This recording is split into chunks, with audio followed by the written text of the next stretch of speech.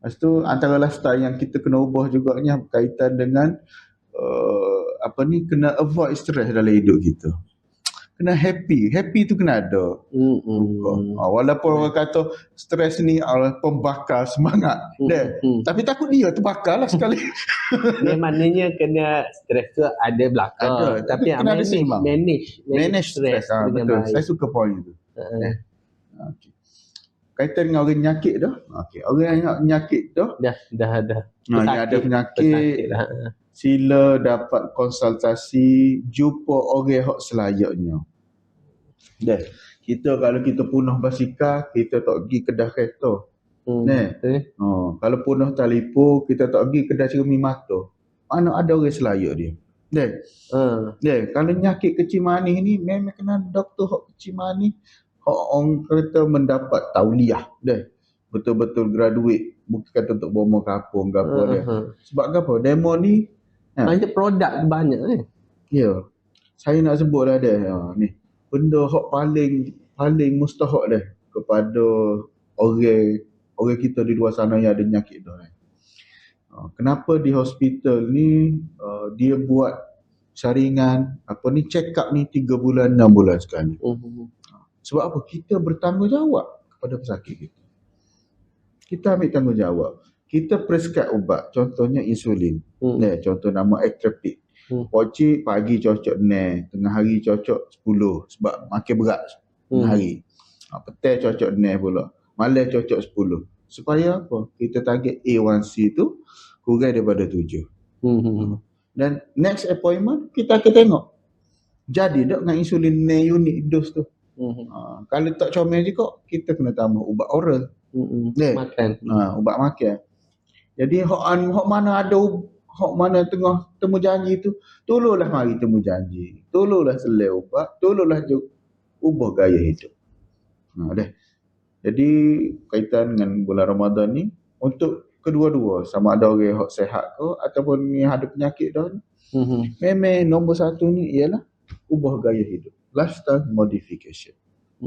InsyaAllah lah, sama-sama lah untuk saya sendiri dan juga rakan-rakan pendengar di alam maya sana.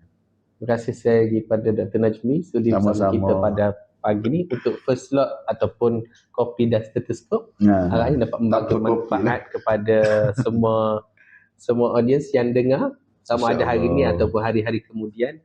Maknanya kena jaga bawah pinggang anda lah. Jangan bagi dah kena, yang kena tu terimalah Allah ujian tersebut.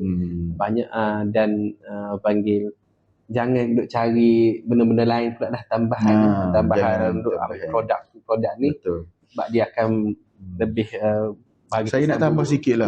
Pembelian produk di Shopee, barang-barang online. Demo ni kalau tuan-tuan dan puan-puan ambil produk tu, tuan-tuan tak test pun darah. Selepas ambil. Betul.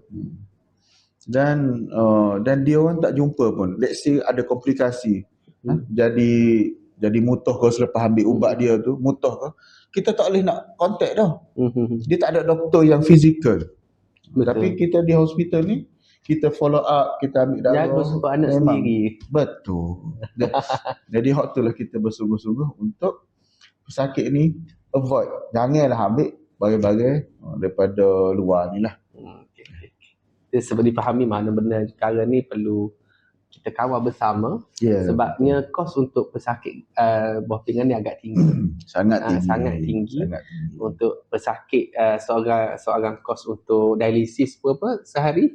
Kalau kita cuci darah standardnya RM200 lah. Per dialisis doktor. Per dialisis kalau 3 kali seminggu dah 600, tak masuk kos untuk bawa lagi, beli makan dan sebagainya. Ada tambahan ubat kena beli juga kan.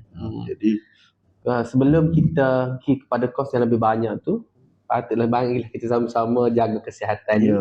Tamu bulan Ramadan, tak boleh pergi bazar Ramadan kalau kita kata jangan pergi, nanti malas pula orang jual tu. Tapi pandai-pandai pilih, kita pilih satu.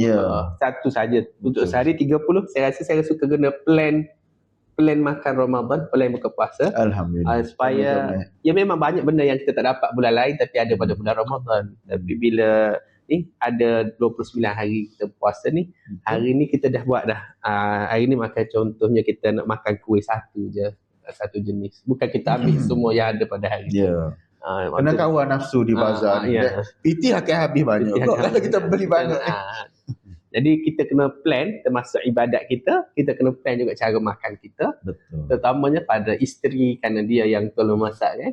Takkan kita nak tolong jaga suami yang sakit kan. Jadi insya-Allah harapnya slot kita ada masa akan datang. InsyaAllah. Ini kita cuba percubaan kali pertama.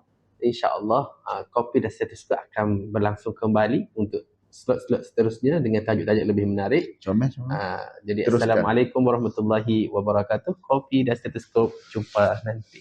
Jumpa lagi. Assalamualaikum.